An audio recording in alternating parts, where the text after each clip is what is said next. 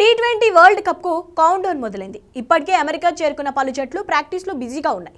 భారత్ తన చిరకాల ప్రత్యర్థి పాకిస్తాన్ తో జూన్ 9వ తేదీన తలపడనుంది.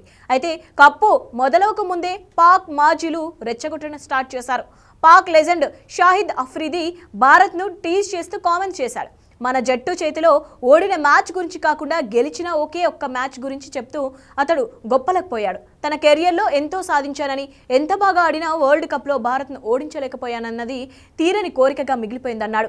అయితే 2021 టీ20 ప్రపంచ కప్లో టీమిండియాపై పాక్ నెగ్గిన జట్టులో లేనని ఇప్పటికే బాధపడుతుంటా అని అఫ్రిది చెప్పుకొచ్చాడు. ఐసీసీ టోర్నీలో పాక్పై భారత్కు ఎదురులేని రికార్డుంది. టీ20 వరల్డ్ కప్లో 5-1తో భారత్ డామినేషన్ నడుస్తోంది. పోటీ కప్లో 2021లో ఒకేసారి దయాది చేతుల్లో ఓడింది టీమిండియా. అదే విషయాన్ని అఫ్రిది హైలైట్ చేస్తూ రెచ్చగొట్టాడు.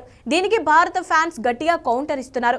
అఫ్రిది ఎంత ఓవర్ యాక్షన్ చేసినా ఈసారి పాక్కు మళ్ళీ ఓటమి తప్పదని తేల్చి చెప్పేశారు.